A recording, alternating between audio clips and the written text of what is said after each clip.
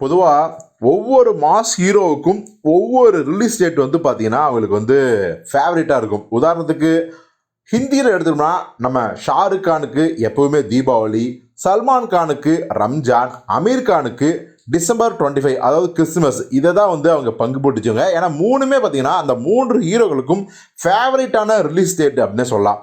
தமிழ்லையும் கூட அப்படி சொல்லலாம். அதில் பார்த்தீங்கன்னா நம்ம தளபதி விஜய் அவர்களுக்கு வந்து எப்போவுமே தீபாவளி அப்படின்னாவே அவருடைய படங்கள்லாம் ரிலீஸ் ஆகி மிகப்பெரிய வெற்றி அடையும். அது மட்டும் கிடையாது, விஜய் அவர்கள் தொடர்ந்து ஒரு விஷயத்தை பண்ணிட்டே இருப்பார்.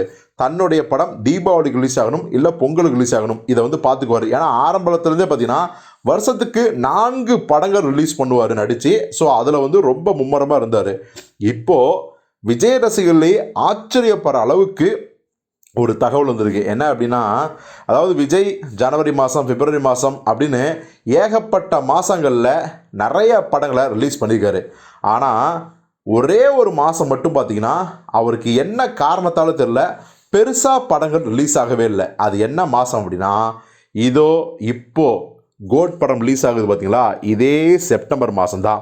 ஏன்னா அவருடைய திரையுலக வாழ்க்கையிலேயே 2 படங்கள் தான் செப்டம்பர் மாதம் ரிலீஸ் ஆகிருக்கு. இத்தனைக்கும் அவர் மாஸ் ஹீரோ ஆகிறதுக்கு முன்னாடி மிகப்பெரிய ரசிகர் பட்டாளம் வந்து மாஸ் ஹீரோ ஆனதுக்கப்புறம் பார்த்தீங்கன்னா அவருக்கு செப்டம்பர் ரிலீஸ் அப்படின்னு சொல்லிக்கிறதுக்கு ஒரு படம் கூட கிடையாது. முதல் தடவையாக இந்த கோட் படம் ரிலீஸ் ஆகுது.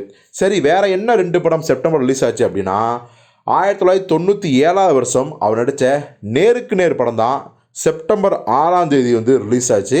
அந்த படம் ஒரு சூப்பர் டூப்பர் ஹிட் படம். அதே மாதிரி அதே செப்டம்பரில் 1999 வருஷம் செப்டம்பர் 9ஆம் தேதி வந்து பார்த்திங்கன்னா K.S. ரவிக்குமார் இயக்கத்தில் நடித்த மின்சார கண்ணா ரிலீஸ் ஆச்சு. அந்த படம் மிகப்பெரிய தோல்வி படம். ஸோ செப்டம்பரில் ஒரு ஹிட்டு படம், ஒரு தோல்வி படம். இந்த 2 படங்கள் தான் விஜயோட கேரியர்லேயே செப்டம்பர் மாதம் ரிலீஸ் ஆன படங்கள்.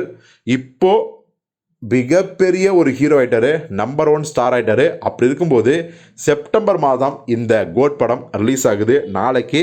ஸோ பொறுத்து வந்து பார்ப்போம், இது நேருக்கு நேர் மாதிரி மிகப்பெரிய ஹிட் ஆகுதா, நேருக்கு நேர்னு ஒரு கம்பேரிசனுக்காக சொல்கிறேன். மற்றபடி மின்சார கண்ணா மாதிரி ஏதாவது அசம்பாவிதம் நடக்குதா இல்லையா அப்படிங்கிறத பொறுத்து வந்து பார்ப்போம்.